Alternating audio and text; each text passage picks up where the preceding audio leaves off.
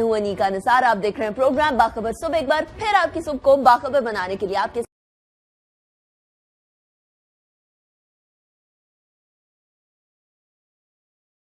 वजीर आजम साहब के कुवैत दौरे की। खबर साहब, दौरा तो करने जा रहे हैं वजीर आजम साहब, पाकिस्तान को इससे क्या हासिल होगा?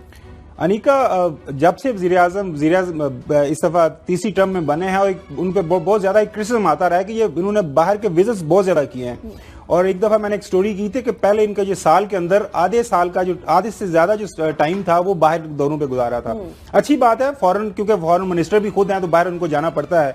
आज वो कुवैत जा रहे हैं 2 दिन के ट्रिप के ऊपर। कल जब ये खबर पब्लिक हुई कि वो ये ट्रिप का उनका जो फॉरेन दौरा आ रहा है कुवैत का, तो काफी ज्यादा लोगों के खदशात आना शुरू हो गए कि जी कुवैत में 10 साल से ज्यादा है, कुवैत ने पाकिस्तानी वर्कर्स के ऊपर बैन लगाया हुआ है सोहेल, कि पाकिस्तानी वर्कर्स वहां पे जा नहीं सकते। तो उस हवाले से कुछ हमारे जो नाजरीन है जो अब हमारा प्रोग्राम रूटीन के साथ देख रहे हैं, उन्होंने कहा कि आप इस इशू को जरूर हाईलाइट कीजिएगा। वो भी कुछ लोगों से बात भी हुई। अब ये है कि 10 साल से ज्यादा अरसा हो गया, पाकिस्तानी वर्कर्स नहीं जा सकते, वीजे का बैन है। वो वजूहात कुछ जो कुवैती हुकूमत है वो कहते हैं कि पाकिस्तान से ड्रग्स आ रही थी, पाकिस्तान से क्रिमिनल्स आ रहे थे, जिसकी वजह से हमें ये बैन इंपोज करना पड़ा। अब हमारा मुस्लिम ब्रदर मुल्क है, वहां से हमारी रेमिटेंसेस काफी ज्यादा आती रही हैं और कुवैत एक अमीर मुल्क है मिडिल ईस्ट के अंदर। तो आप प्राइम मिनिस्टर साहब जा रहे हैं तो हम ये अपने प्रोग्राम के तवज्जुह के प्राइम मिनिस्टर साहब के नॉलेज में ये चीज लाना चाहते हैं कि ये इशू पेंडिंग है। बाकी जो सारे आपने वो हुकूमती लेवल पे जो बात करनी है वो जरूर करें। आपने जो 2 तरफा ताल्लुकात बेहतर करें कुवैत के साथ, उनको अच्छा है, अच्छे आगे लेके चलें। लेकिन ये इशू एक इतना ज्यादा इंपॉर्टेंट इशू है, इसमें आम लोग इन्वॉल्व हैं, तो इसको भी जरूर वहां पे हाईलाइट। चलिए, इसको हाईलाइट करने के लिए हम लोग सेनेटर अनवर बेग साहब से भी बात करेंगे। हमारे साथ फोन लाइन पर मौजूद हैं सेनेटर अनवर बेग साहब, बहुत शुक्रिया आपने ज्वाइन किया। फॉर्मर चेयरमैन BISP भी हैं और मैन पावर के हवाले से भी आपका काफी एक्सपीरियंस रहा है। अनवर साहब, ये बताइएगा कि कुवैत में जिस बैन की खबर साहब अभी बात कर रहे थे, 10 साल से ये बैन अगर मौजूद है तो ऐसी क्या वजूहात हुई कि आज तक ये बैन उठ ना पाया? क्या कोशिशें नहीं की गई या कोशिशें नाकाम रही? क्या वजह हुई? Good morning to you and to all your viewers. Thank you. जी, मैं थोड़ी सी करेक्शन कर दूं, ये 10 साल नहीं है, ये 17वां साल चल रहा है। 17 इयर्स हो गए इस चीज को। देखिए जी, ये मैं आपको इसलिए बता सकता हूँ क्योंकि 2007 या 8 के अंदर कुवैत के रूलर पाकिस्तान आए थे। उस वक्त प्राइम मिनिस्टर अपने शौकत अजीज साहब थे। तो एक सेनेट का डेलीगेशन उनको यहाँ पे कर्टसी कॉल करने के लिए उनको कॉल ऑन किया, लेड बाय मिस्टर मोहम्मद मियां सुब्रो और मेरे साथ मुशाहिद हुसैन साहब थे। हम तीनों उनको मिलने गए थे। वहाँ पे दूसरी बातों के अलावा मैंने ये बात रूलर्स पे कही थी कि आपके मुल्क के अंदर पाकिस्तानी 5-6 साल से आ नहीं रहे और आपने बैन लगाया है। तो मैंने रिक्वेस्ट की कि ये बैन अगर हट जाए, क्योंकि पाकिस्तान के कुवैत के साथ वैसे बड़े बरादराना ताल्लुकात हैं और उसके अलावा कुवैतीज और पाकिस्तानी जो कम्युनिटीज हैं वो आपस में बड़ा इनका प्यार है। तो रूलर साहब ने मुझे कहा कि जी हमने बैन इसलिए लगाया है क्योंकि पाकिस्तान से आपके लोग ड्रग्स लाते हैं। तो वो बड़ी मुझे हैरानगी की बात थी। तो मैंने उनको फिर आगे और भी पूछा कि अगर ड्रग्स लाते हैं तो आप कुछ आइडिया हमें दे सकते हैं कि ये कहाँ से ड्रग्स आते हैं, कौन से पाकिस्तानी एयरपोर्ट से आते हैं? तो उन्होंने मेंशन किया लाहौर। अच्छा, फिर उसके साथ साथ उन्होंने मुझे ये भी कहा कि हमने गवर्नमेंट ऑफ पाकिस्तान को ये प्रपोजल दिया था कि अगर आपके पास पैसों की कोई कमी है, हम आपको लेटेस्ट गैजेट्स आपके इंटरनेशनल एयरपोर्ट पे हम आपको लगा के देते हैं फ्री ऑफ चार्ज। तो आप ये लगाएं कि आपको ये हेल्प करे। तो मुझे उन्होंने ये कहा कि अनफॉर्चुनेटली आपकी हुकूमत ने मुझे उस पर कोई जवाब ही नहीं दिया। अच्छा बेग साहब बताइएगा कि अब आप हुकूमती पार्टी का हिस्सा है, पहले आप पाकिस्तान पीपल्स पार्टी के साथ आपका सिलसिला रहा है, तो क्या आपने प्राइम मिनिस्टर नवाज शरीफ साहब के साथ ये इशू कभी हाईलाइट नहीं किया?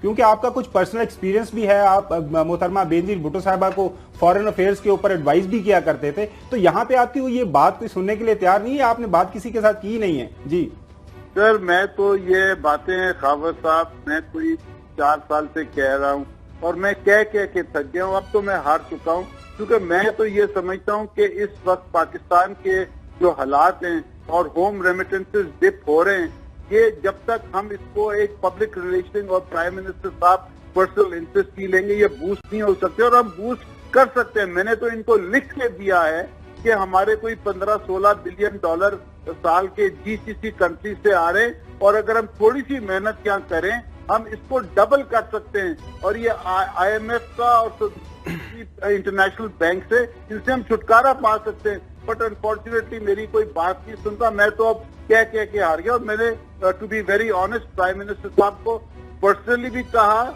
और लिख के भी कहा, और डार साहब को भी मैंने कहा। तो अब ये तो सरकार का बेग साहब मैं आपसे ये जानना चाहूंगा कि जो आपने पाबंदी की बात की, क्या ये बांग्लादेश और भारत के जो मजदूर हैं, ये वर्कर्स हैं, क्या उनके ऊपर भी ऐसी कोई पाबंदी है कि नहीं? और दूसरा, अगर ये कुवैत ने जो पाबंदी आयद कर रखी है, अगर ये हुकूमत खत्म कराने में कामयाब हो जाए तो कितना पोटेंशियल है वहां पर पाकिस्तानियों के लिए कि तरसीलात ज़र में मजीद इजाफा हो सकता है अगर ये पाबंदी खत्म हो जाए? देखिए जी, मैं आपको एक छोटी सी मिसाल दूं कि पहली बात तो जब से ये बैन हुआ है, बांग्लादेश, इंडिया, श्रीलंका, इन्होंने वो मार्केट जो लेबर मार्केट है वो फ्लड कर लिया और हम वहां से आउट हो गए। और अगर प्राइम मिनिस्टर साहब ये बात करते हैं, देखें अब प्राइम मिनिस्टर साहब कुवैत गए हैं। अब कुवैत और पाकिस्तान का क्या ताल्लुक है? ज्यादातर ट्रेड से, ट्रेड यही है कि हम यहाँ से मैन पावर एक्सपोर्ट करते हैं, और तो कोई ऐसी मेजर आइटम नहीं जाती। और वहां से हम अगर इंपोर्ट करेंगे तो ज्यादा से ज्यादा तेल और गैस ही करेंगे। तो अनफॉर्चुनेटली मैं बड़े दुख से कहना चाहता हूं कि प्राइम मिनिस्टर साहब को HRD मिनिस्टर को साथ लेके जाना चाहिए था, उनके मिनिस्ट्री के ऑफिशियल्स को ले जाके, क्योंकि ये एजेंडा पे होना चाहिए। तो अपेरेंटली ये man power export is not on prime ministers agenda.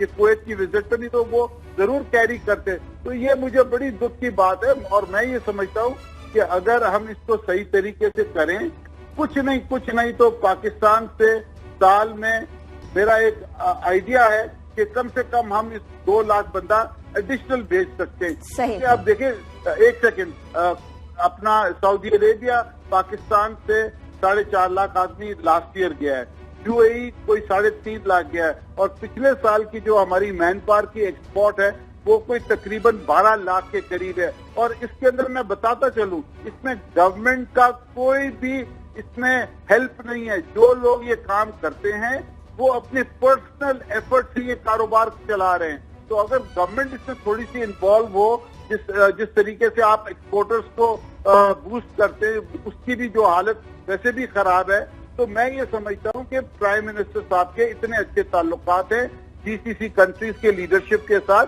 हम इसको डबल कर सकते हैं। बट अनफॉर्चुनेटली कोई एफर्ट नहीं हुआ है इन दिस डायरेक्शन। सही। सेनेटर अनवर बेग साहब, बहुत शुक्रिया, आपने हमारे शो में जो अनिका भट्टी साहब से हम इसका जो इम्पैक्ट है लोकली, जो हम फाइनेंशियल इम्पैक्ट है, उस पर जाने से पहले मैं ये चीज नाज़रीन को जरूर बताना चाहूंगा।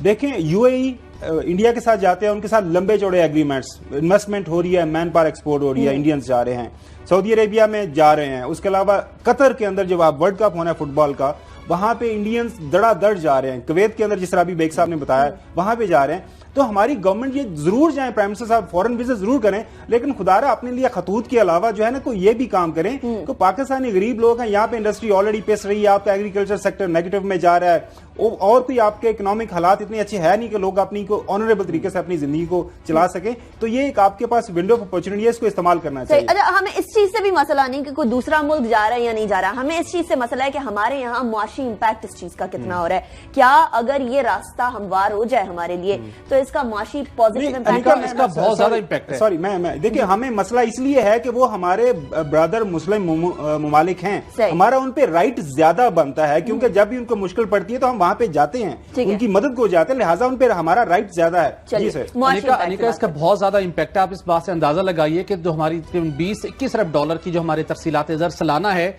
उसमें से 60% जो तरसीलात ज़र है ना वो इस मिडल ईस्ट से, अरब ममालिक से आते हैं। कुवैत पाकिस्तानी के लिए बहुत बड़ी मार्केट है, और मैं ये समझता हूँ कि वज़ीर-ए-आज़म नवाज शरीफ, इनकी एक बड़ी नाकामी रही है कि 4 साल होने को हैं जब ये आए थे इक़्तिदार के अंदर, तो पहला जो इनके पास अगर एजेंडा होना चाहिए था कि हमें डॉलर्स का मसला है, तरसीलात ज़र के जरिए ही हमें एक बड़ी सपोर्ट मिलती है। वज़ीर-ए-आज़म साहब नवाज शरीफ इक़्तिदार में आए थे, अगर आप फॉरेन डायरेक्ट इन्वेस्टमेंट उस वक्त नहीं आ सकते थे, CPEC पर आपका अलग फोकस था, लेकिन ये वो ममालिक है जिनके साथ आपके बहुत अच्छे ताल्लुकात हैं। आप अपने ताल्लुकात को इस्तेमाल करते हुए फौरी तौर के ऊपर इन ममालिक के अंदर अफरादी कुव्वत में इजाफा कर सकते थे। अगर सिर्फ कुवैत के अंदर जिस तरह बेग साहब बता रहे थे, अगर हम 2 से 2.5 लाख लोग भिजवाने में कामयाब हो जाते तो आप अंदाजा लगाइए तकरीबन 2 से 3 अरब डॉलर पाकिस्तान को सालाना तरसीलात ज़र में इजाफा हो जाना था।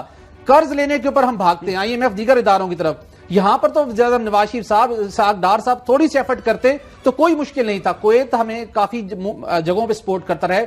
1991 की अरब गल्फ वार हो, वहां पर जब माइन क्लियरेंस की स्टेज आई थी तो पाकिस्तानी फोर्सेस गई थी। 2005 का जल्जला आया तो कुवैत की जानिब से सबसे पहले इमदाद दी गई थी 10 करोड़ डॉलर की। तो लगता यह है कि शायद हमारे हुक्मरानों की कोई दिलचस्पी नहीं है। अब इस तरह उन्होंने एक बड़ी खबर दी है बेग साहब ने कि वज़ीर आज़म के एजेंडे के अंदर यह अफरादी कुव्वत का मामला शामिल ही नहीं है, वजीर को साथ कैरी नहीं किया। तो वज़ीर आज़म अगर अब वहां पर मौजूद है तो उनके मुशीर को उन्हें खुदारा बताएं कि आप उनसे अपने बाकी मामला जरूर करें, तेल गैस जरूर लें, लेकिन उसके साथ साथ अफरादी कुव्वत का जो मसला है ये बैन खत्म करवाएं और 2 से 2.5 लाख लोगों की ये मंडी लोगों को वहां जरूर जाना चाहिए। ज्यादातर पाकिस्तान को ये भी पता नहीं है कि हमारे जो ह्यूमन रिसोर्स डेवलपमेंट के मिनिस्टर साहब है, उनका नाम पीर सदरुद्दीन है, पाकिस्तान मुस्लिम लीग फंक्शनल के हैं। ये सिर्फ वो आपने उनको एक एडजस्ट किया हुआ है, वो काम शाम कभी ऑफिस में भी बहुत काम आते हैं। और हालांकि बहुत अहमियत का हामिल ये वजारत है, अगर वो कुछ करना चाहे तो पाकिस्तान के लिए बहुत कुछ कर सकते हैं। और सबसे बड़ा एसेट पाकिस्तान का ह्यूमन रिसोर्स या ह्यूमन रिसोर्स डेवलपमेंट ही ऐसी चीज है जो कि पाकिस्तान को आगे लेकर जा सकती है। ये वो शोबा है जहां अगर हम तरक्की कर जाएं तो डेफिनेटली रेमिटेंसेस में भी इंक्रीज आएगा। सऊदी अरब के वाकये के बाद जिस तरीके से सऊदी अरब के अंदर कम हुई, वो वहां मजदूर वापस आए, उसके बाद रेमिटेंसेस कम हुई।